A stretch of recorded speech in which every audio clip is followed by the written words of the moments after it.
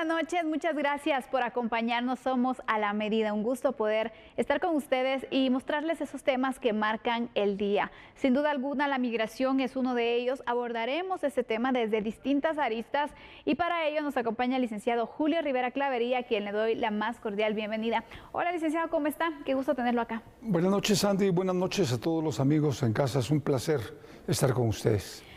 Temas que sin duda alguna preocupan. Vemos el tema de la migración como la situación de los guatemaltecos, pero también los núcleos familiares que siguen viajando. También el tema de extranjeros que intentan ingresar a nuestro país y que han sido detenidos por tener órdenes de detención en temas relacionados con abusos sexuales. Esto estaremos analizando con el licenciado Clavería, lo invitamos a estar siempre atentos y por supuesto a nivel internacional hay muchísima información que Andrés Estrada nos pondrá al día. ¿Cómo estás, Andrés? Buenas noches. ¿Qué tal? Feliz noche, Sandy, licenciado Clavería. Si es mucha información internacional. Vamos a hablar sobre el presidente de Estados Unidos, Joe Biden, de visita en el Medio Oriente, su primera parada, Israel. También vamos a hablar sobre los casos de viruela símica, la viruela del mono, que está en Latinoamérica. Y ojo, están creciendo esos casos de manera alarmante. Todo esto y más en tan solo unos minutos acá en A la Medida. Mientras tanto, nuestros titulares. Visitaban Guatemala con fines de turismo sexual. Les sorprenderá la cifra de extranjeros a quienes les han negado la entrada al país. Familias migrantes. Cifras muestran un crecimiento en el número de unidades familiares que buscan ayuda humanitaria. Localizan ilícitos en cárceles. Fuerzas de seguridad realizaron requisas en preventivo de Izabal y El Boquerón. Preocupan casos de trata de personas. Autoridades estadounidenses coordinan apoyo para el combate de este flagelo. Sentenciado por quemar transurbano, deberá enfrentar la prisión tras ser declarado culpable. Menos confianza económica. Le explicamos las razones detrás del descenso que muestran indicadores económicos.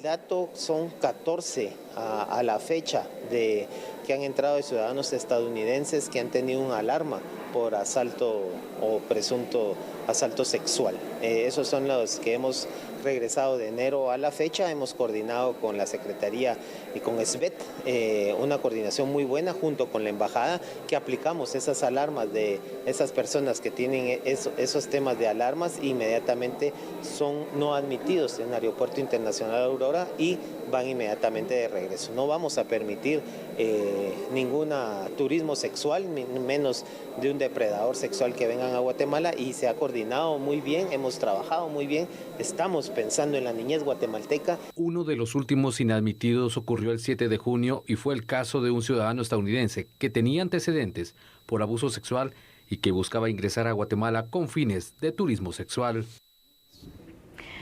Bueno, comencemos este análisis porque imagínense ustedes, turismo sexual.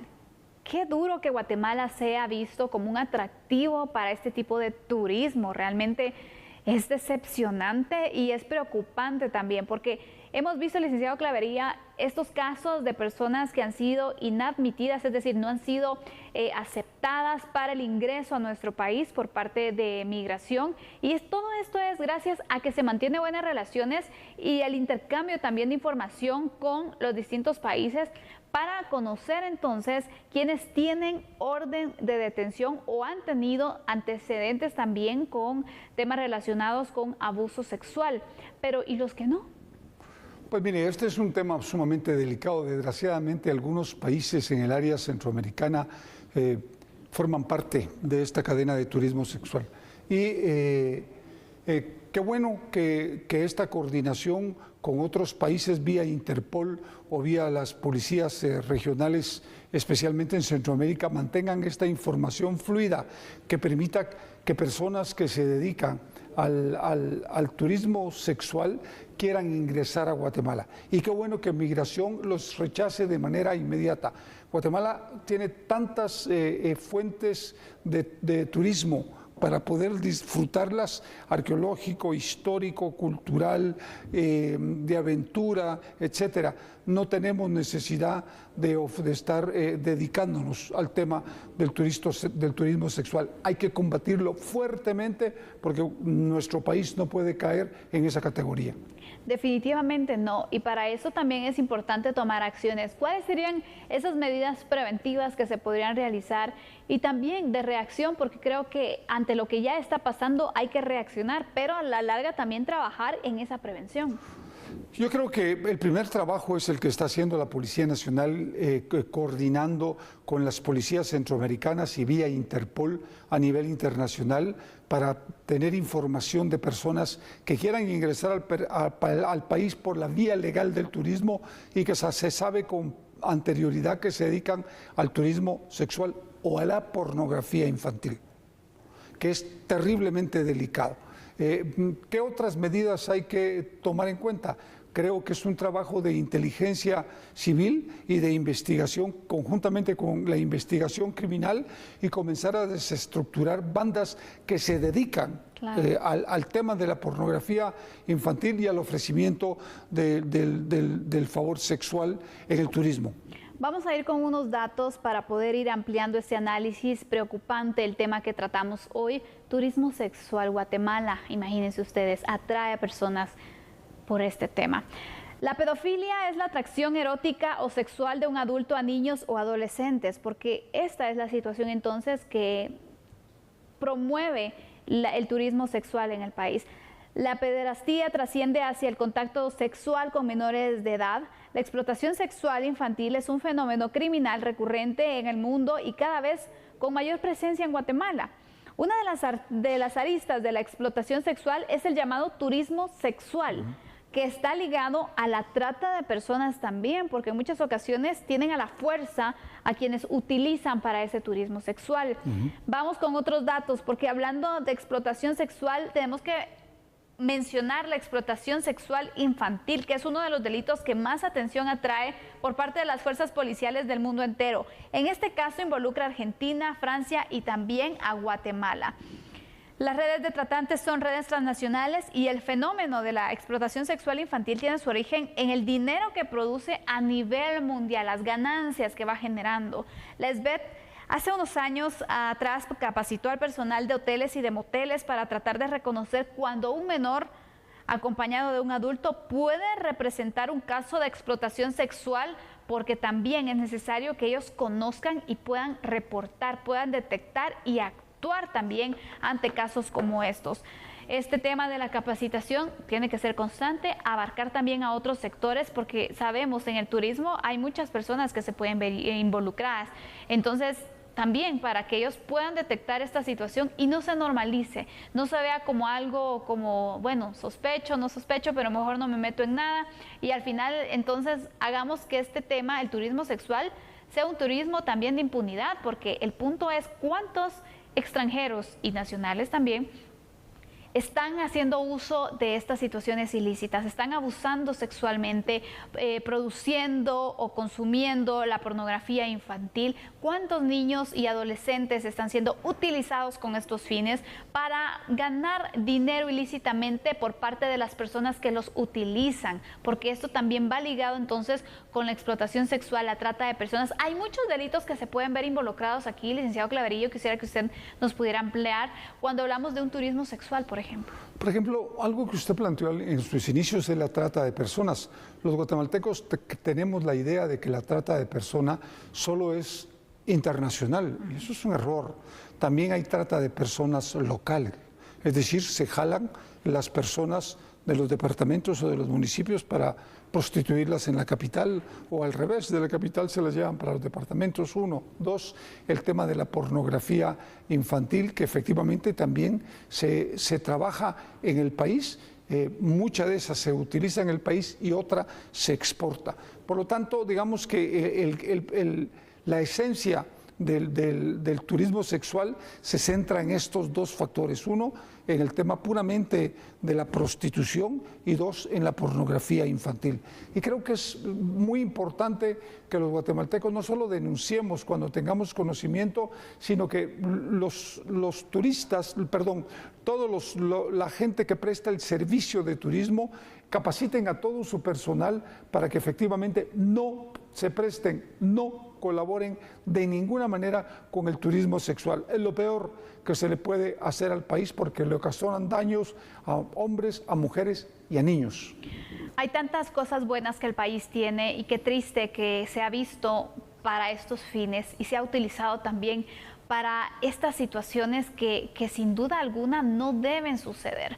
Cómo es que también existen distintas estructuras que no han logrado ser desarticuladas, pero mucho de esto también es porque no existen denuncias, es porque no se les puede proporcionar información a las fuerzas de seguridad, porque recordemos, estas pistas que se pueden dar ayudan a que se pueda seguir una investigación y que se pueda dar con el paradero de la estructura para poderla desarticular y evitar entonces que sigan afectando a tanta niñez y adolescencia para sus propios fines ilícitos, para poder llenarse los bolsillos a costa de la inocencia, de la integridad de estas personas y de esta manera entonces también ir fortaleciendo incluso, imagínense ustedes, este dinero puede ser utilizado para financiar otros delitos porque cuando hablamos de turismo sexual, de abuso sexual, de violencia sexual, de explotación sexual, vamos con la trata de personas y así puede ser un concurso de delitos.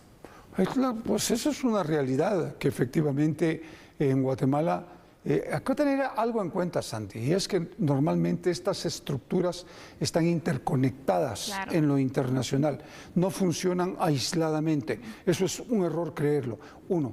Pero 2, hay otro tema que es vital ponerlo en el tapete, y es que malos funcionarios de gobierno, especialmente policías, trabajan y colaboran con estas estructuras criminales. Y de eso han habido múltiples casos en que policías han sido detenidos y puestos a disposición de los tribunales por trabajar y colaborar con estas estructuras criminales. Por lo tanto, el esfuerzo tiene que ser para combatirlo, no solo en lo interno del país, sino que también en lo externo a través de las policías internacionales con las que se trabaja coordinadamente.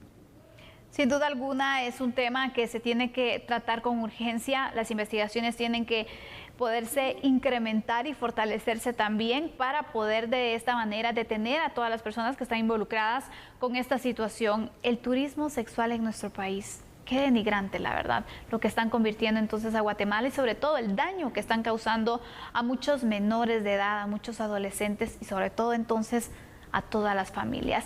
Es momento de que si usted tiene información sobre casos como estos los pueda denunciar. Y por cierto, hablando entonces de trata de personas también, que lo hemos visto que sí va ligado, pues la SBET, que es la Secretaría de Prevención de la Violencia, Explotación y Trata de Personas, ve con preocupación el aumento de casos de trata de personas.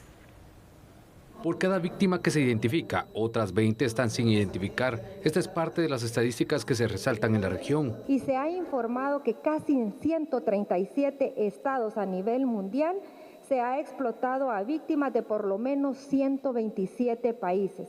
Este es un informe de acuerdo a la Oficina de las Naciones Unidas contra la Droga y el Delito. La trata de personas es uno de los negocios ilícitos más lucrativos en el mundo, según las Naciones Unidas, y los grupos criminales obtienen beneficios de cerca de $3.000 millones al año, siendo esto un negocio considerable que se aprovecha de las poblaciones mundiales más marginadas. Es realmente un fenómeno global, algo que tenemos que confrontar y es la única razón que podemos derrumbarlo es realmente trabajando conjuntamente. Tiene que ser una fortaleza, una esfuerza no solo del gobierno de los Estados Unidos, ni el cuerpo diplomático, ni tampoco el gobierno de Guatemala, pero aparte de atacando este flagelo de tráfico de personas, es algo involucrando el sector privado, por ejemplo, involucrando los ONGs, involucrando la sociedad. Yo creo que hemos escuchado esta mañana algo muy importante y es que todos nosotros tenemos un rol importante en tratando a identificar cuando vemos personas que pensamos que puede estar traficando.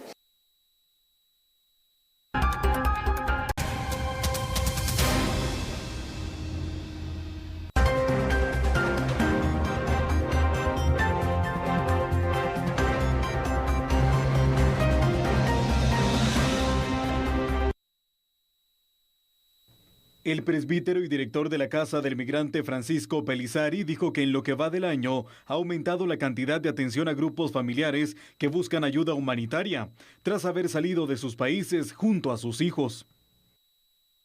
Los nombres siempre son el número mayoritario, pero en estos últimos tiempos, en estos últimos prácticamente meses del año, hemos visto flujos migratorios muy consistentes de familias con niños. Esta casa, digamos, se ha llenado de niños en algún momento y bueno, y es interesante, parece un kinder más que una casa del migrante en algún momento, porque sí hay varios niños. Y esto quiere decir que es una migración mucho más dramática de lo que era anteriormente, ¿no? ¿Por qué? Porque leyendo, digamos, lo que son los resultados de las estadísticas, nos damos cuenta que si anteriormente migraban principalmente los hombres dejando a sus familias, sus niños en casa porque es peligroso moverse y porque ellos iban a regresar o envían dinero para ellos, ahora la migración es definitiva, o sea, quiere decir que se van todos, ¿no? Se van familias, ¿entiendes?, desarraigadas, a veces vendiendo todo y dejando todos sus bienes, porque situaciones políticas en algunos momentos, pero también a nivel de delincuencia. De hecho, el motivo de migración en sus últimos tiempos, últimos años, podemos decir, ha aumentado en el aspecto del testimonio que dan los migrantes de haber optado, o mejor dicho, ser obligado a emigrar justamente por el factor violencia, ¿no? Se mantiene alto todavía la parte económica, ¿no? Para tener un futuro distinto, un futuro digno, pero ha aumentado en algunos casos, en algunos meses también mayoritario el tema de violencia. O sea, se escapan por extorsiones, por delincuencia, por violencia en los lugares de origen. Actualmente la Casa del Migrante atiende entre 45 y 50 personas diarias, que es la capacidad máxima para tener un aforo prudente como medida contra COVID-19. Sin embargo, en algunos momentos se ven en la necesidad de hospedar personas en los patios a quienes se les instala una habitación provisional. Teníamos 80 y porque tenemos también un espacio donde podemos, en la cancha, donde podemos hospedarlo en caso de emergencia cuando supera el número, con algunas colchonetas y los baños y todo lo que puede ofrecerse de manera un poco emergente y precaria, ¿no? Como son las mini caravanas, ¿no?, que se presentan en algunos momentos. Por otro lado, los migrantes que se quedan por un tiempo prolongado en el lugar aplican a una oportunidad de retorno voluntario, en el que se le costean los gastos del vuelo hacia su país.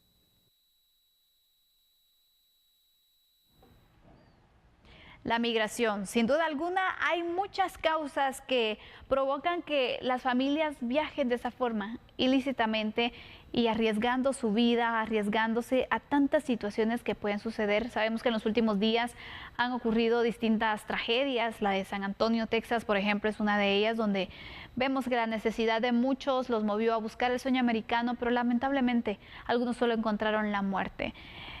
Las causas que originan la migración no han variado, licenciado Clavería, y esto provoca entonces que exista ese aumento en los flujos migratorios. Yo creo que hay que tener muy claro que la migración no se va a detener y no se va a poder contener si no hacemos cambios que beneficien, generen oportunidad y generen trabajo a la sociedad guatemalteca. Hoy están inmigrando núcleos familiares más que una persona o dos personas, porque al final el problema es que algunos logran pasar, pero el hambre aprieta.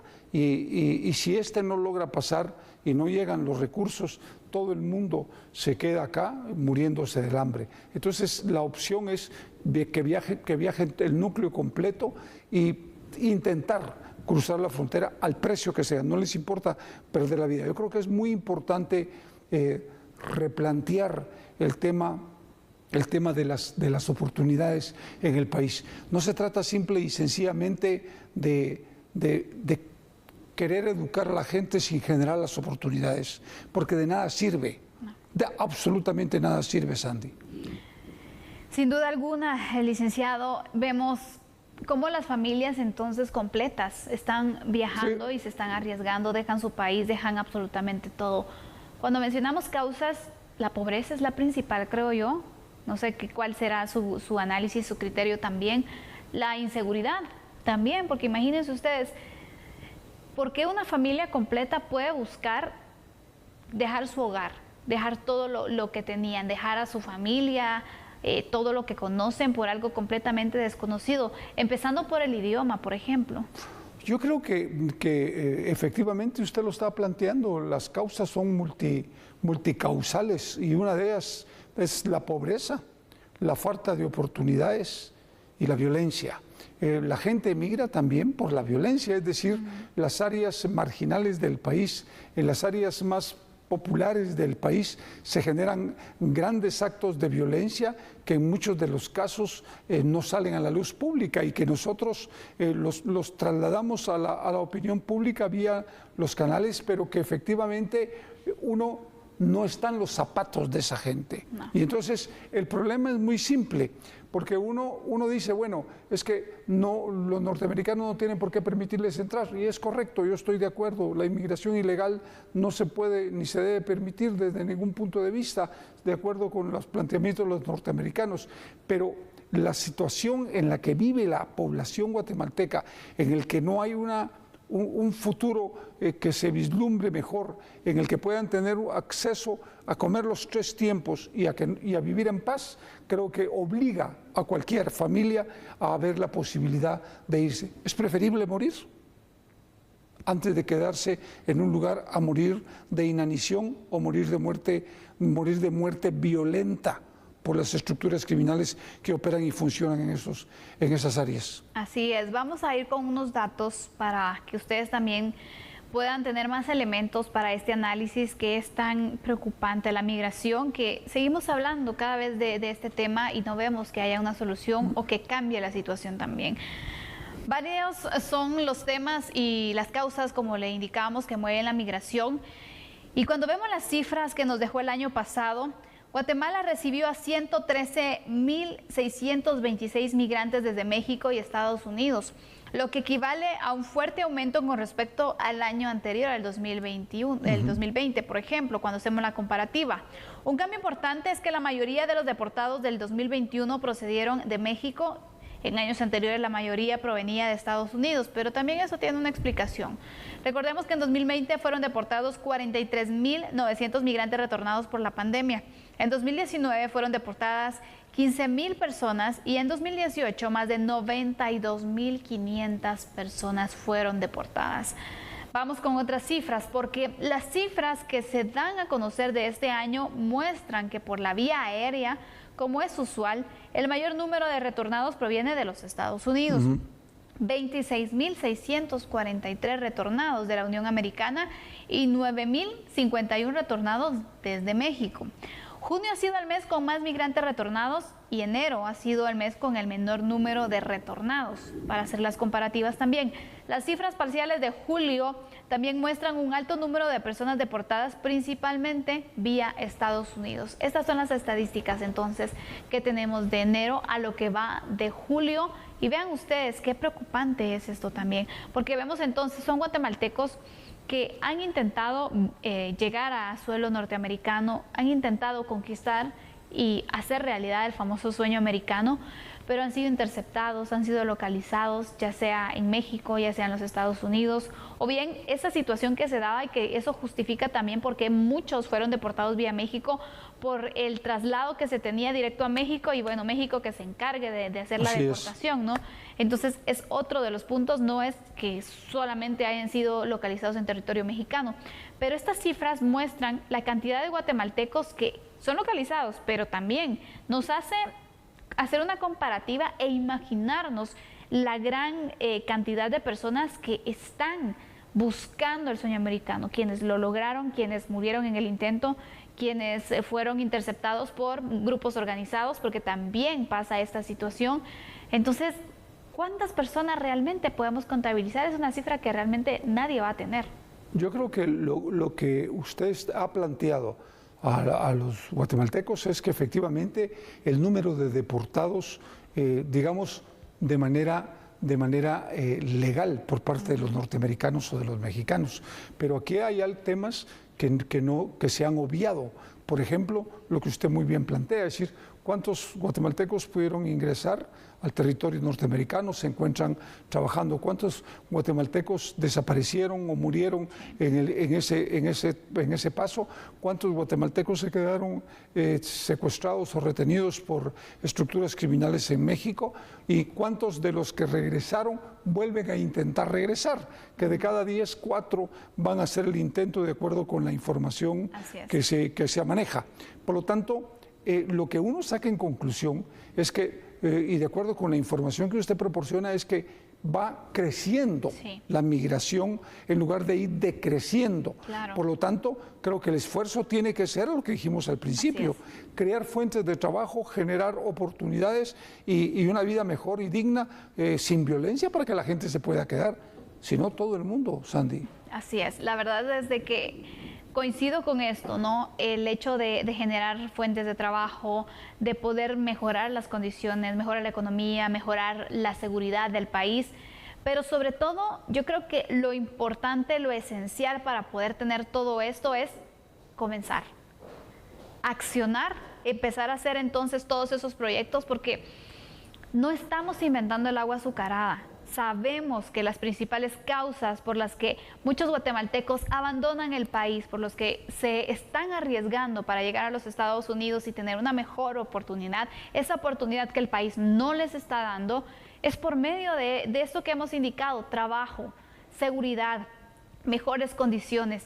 Imagínense, si ustedes tienen esto, ¿cómo van a querer dejar su país? Pero no lo están teniendo. Y el punto es que aquí pasan los años, seguimos mostrando estadísticas, seguimos comparando año con año, pero no comparamos en las acciones que se han ido implementando, en los proyectos que se han ido ejecutando para cambiar esta realidad. Ya sabemos cuál es la realidad que motiva la migración, pero ¿por qué no vemos resultados, licenciado?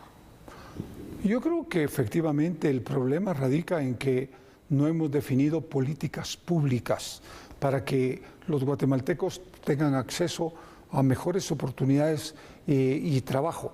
Creo que hay que atraer la inversión extranjera a los departamentos limítrofes con México y El Salvador. Creo que hay que hacer un esfuerzo muy grande porque los empresarios guatemaltecos inviertan en el país, pero que su inversión y sus ganancias sean retornables. Y eso implica, primero, un Estado de Derecho; segundo, seguridad, como usted muy bien lo plantea; y tercero, mejorar las capacidades y calificar la mano de obra guatemalteca. Es una realidad que la mano de obra guatemalteca necesita capacitarse para optar a mejores posiciones de trabajo.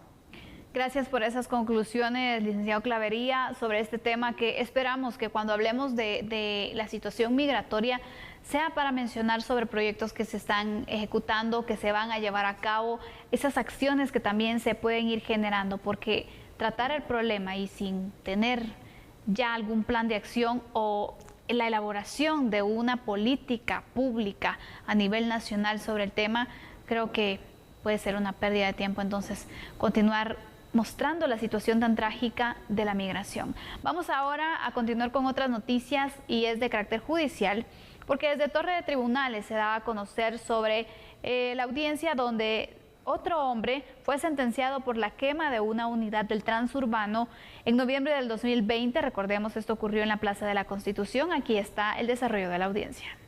En noviembre del 2020, la Policía Nacional Civil ejecutó la orden de captura de Douglas Estuardo Cuellar Quesada. El Ministerio Público pidió su aprehensión al considerar que participó en la destrucción y quema de una unidad del Servicio de Transporte Público Transurbano el 28 de noviembre del 2020 a un costado de la Plaza de la Constitución y del Palacio Nacional de la Cultura.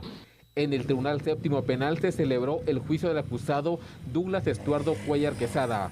El juez que desarrolló el debate oral y público, después de conocer las evidencias que recabó y presentó la Fiscalía a cargo del proceso, declaró culpable a Cuellar Quesada y le impuso 3 años con 8 meses de prisión conmutable. El Ministerio Público logró demostrar la participación del sindicado en la quema de la unidad y la destrucción de una cámara de vigilancia. En julio del 2021, en otro tribunal, exactamente el Tribunal Cuarto Penal, fue sentenciado a 8 años de cárcel inconmutable Ángel Raúl Reyes Arias. Las evidencias presentadas establecieron que también participó en los incidentes registrados en noviembre del 2020 en la zona 1 de la ciudad capital.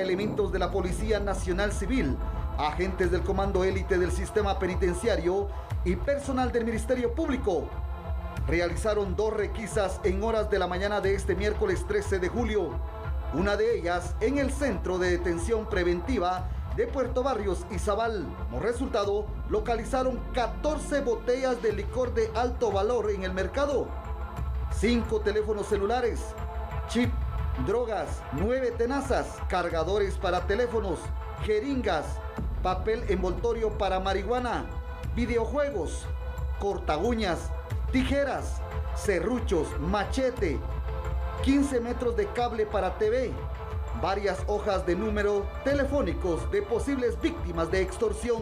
Mientras tanto, en la requisa en el centro carcelario El Boquerón, Huilapa, Santa Rosa, investigadores localizaron 3 cuchillos, 2 memorias de teléfono, una USB, 11 envoltorias de marihuana y 5 trituradoras para la misma droga. Yo no sé, pero cada vez que se realiza una requisa en los centros preventivos o en los centros carcelarios, siempre se localizan ilícitos y de diferentes tipos, ¿no? Desde armamento, los famosos celulares, también tanta tecnología que tienen dentro de las cárceles. El punto es que más se tardan en realizar la requisa que ellos en ingresar también los ilícitos, ¿no? El problema, Sandy, es que es un tema de corrupción. Simplemente es un tema de corrupción y hay que plantearlo con absoluta claridad, porque efectivamente requisas van, requisas vienen y así seguiremos de por vida.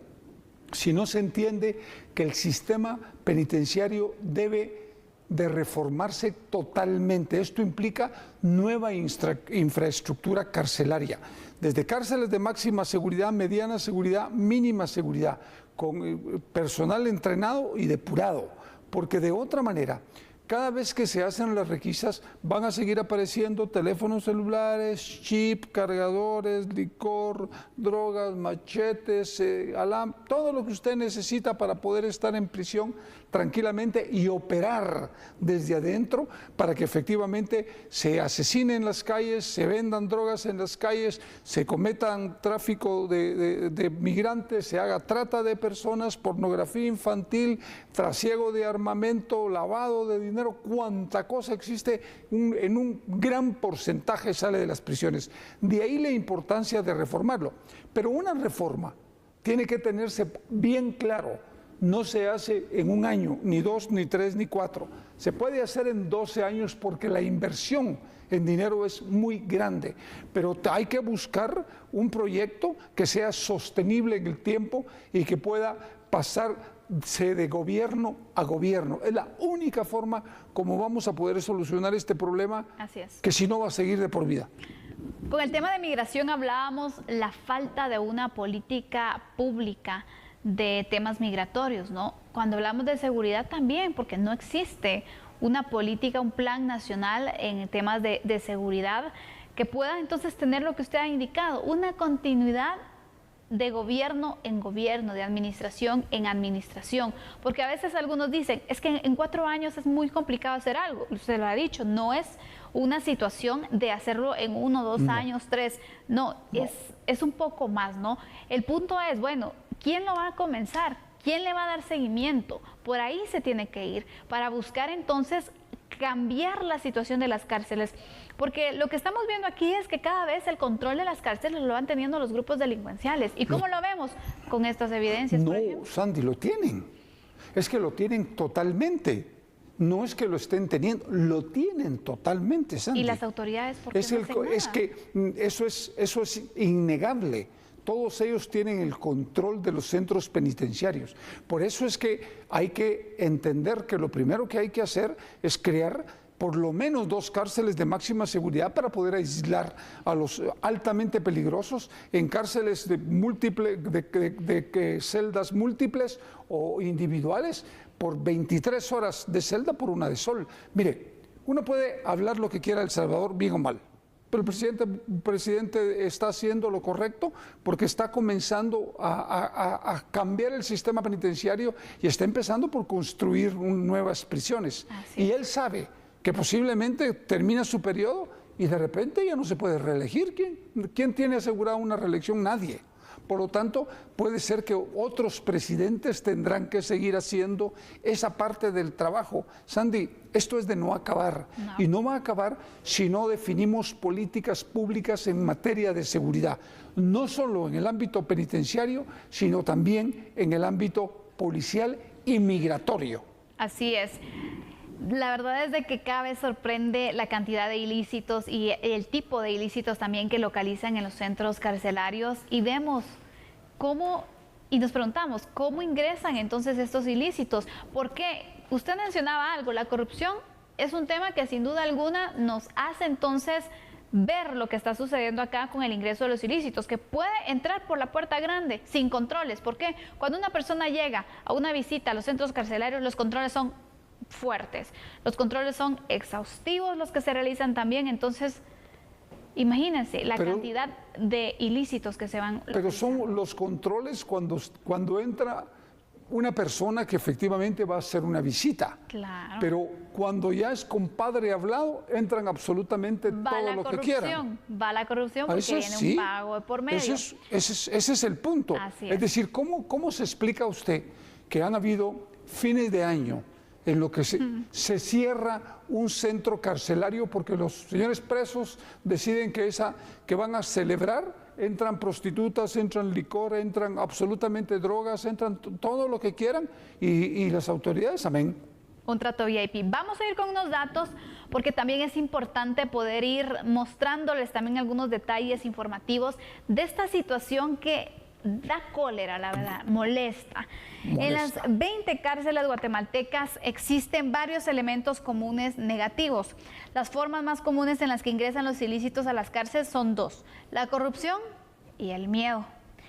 Por mencionar algunas, la corrupción requiere en primer lugar que existan funcionarios del mismo sistema penitenciario que sean corruptos y que a cambio de dádivas permitan el ingreso de ilícitos.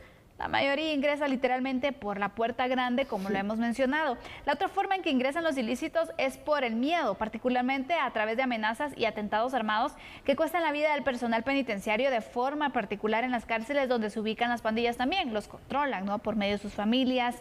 Utilizan distintos métodos. Vamos con otros datos, porque tiene un fuerte impacto la falta de un control electrónico que sea efectivo, sobre todo para tener entonces una mayor supervisión del ingreso de ilícitos y para poder controlar también al personal administrativo y de seguridad del sistema penitenciario. Como posibles soluciones, y aquí vamos a ir ya casi con las conclusiones, debemos entender la necesidad de una reforma penitenciaria, como lo hemos apuntado, y la mejora de personal e infraestructura, que son fundamentales para poder tratar este tema. Al final de cuentas, el tema penitenciario tampoco atrae mayor acción, ya que no es un tema atractivo desde un punto de vista electoral, y quizás por ese es el tema que no se trata como una prioridad, porque si yo trato entonces y busco la inversión, que no va a ser de 1 millón, van a ser varios millones probablemente para la construcción de una cárcel, para poder entonces implementar distintos sistemas de seguridad, para tener entonces esa reforma que se busca del sistema penitenciario, me va a llevar mucha inversión, entonces no puede ser tan palpable y probablemente eso no me va a generar votos, pensándolo entonces desde una figura política, una figura de autoridad. Pero el punto es que es mejor hacer el bien, es mejor actuar, dejar una huella, aunque nadie lo sepa, aunque nadie se dé cuenta del esfuerzo que se está realizando, pero empezar a cambiar esta situación que cada vez está peor y que somos los guatemaltecos los que vivimos las consecuencias, licenciado, porque ¿cuántos guatemaltecos no son extorsionados desde las cárceles? ¿Cuántas órdenes de muerte no se giran desde una cárcel? ¿Y cómo? Por medio de ilícitos como un teléfono celular, por ejemplo, que no debería estar ahí. es un 90% de los casos que se producen en las calles tienen su origen en las cárceles del país. Y yo creo que el planteamiento tiene que ser entender que una reforma al sistema de seguridad y especialmente al sistema penitenciario representa una inversión muy grande, pero efectivamente usted va a tener 20 años para invertirlos. No se trata de invertirlos en 4 años, ni hacer negocios, sino invertirlos en 20 años con transparencia para que efectivamente los guatemaltecos puedan gozar de paz. Porque hay algo que es importante. Nosotros, cuando empezamos el programa hoy, empezamos a hablar de atracción, de atraer también inversiones para detener y contener la migración. Pero ¿cómo vamos a atraer inversión en un país en donde la violencia pulula por todos lados? Usted tiene que tener los controles de las cárceles. Es lo primero que hay que tener antes de que efectivamente se sigan trabajando otros temas en materia de seguridad. Esta es una de las urgencias que tiene nuestro país, la seguridad y sobre todo el control del sistema penitenciario. Cerramos este análisis y vamos a continuar ahora con otra información, temas económicos que es importante también poder tratar. Hablaremos sobre la baja que se ha tenido en la confianza de la economía y la actividad económica específicamente, porque según se indica, esto obedece al temor que existe de que se pueda generar una recesión económica a nivel mundial, según el Banco de Guatemala. El indicador económico pasó de 64.5 puntos en mayo a 54 en junio. A pesar de ello, autoridades de la banca central detallaron que Guatemala está sobre los 50 puntos, lo cual es positivo. El índice de confianza de la actividad económica, que se publica una vez al mes con base a una encuesta que se hace con analistas económicos privados, sí mostró una baja, pero todavía está arriba del 50%. Lo que creo que sí es importante, es obvio que las expectativas han bajado como consecuencia de lo que está pasando en la economía mundial. Digamos, el conflicto Rusia-Ucrania ya se extendió mucho más de lo que se pensaba, el precio del petróleo alto, la interrupción en las cadenas de suministro. Bueno, en China se dieron el confinamiento nuevamente total, ya se empezó a aperturar, pero hubo un par de meses con eso. Entonces, son expectativas de la economía internacional que se van trasladando a la economía nacional, pero propiamente no se están generando acá. Asimismo, se monitorea el precio del petróleo, pues este indicador podría reducir el aumento en la inflación que se ha registrado en los últimos 3 meses. Así finalizamos el análisis de esta noche. Quiero agradecerle al licenciado Julio Rivera Clavería por acompañarnos y poder darnos a conocer su conocimiento y experiencia en los temas que hemos abordado esta noche. Gracias, licenciado. Lo esperamos mañana. Gracias, Sandy. Buenas noches a todos los amigos en casa. Y nosotros regresamos con Andrés Estrada y las noticias internacionales.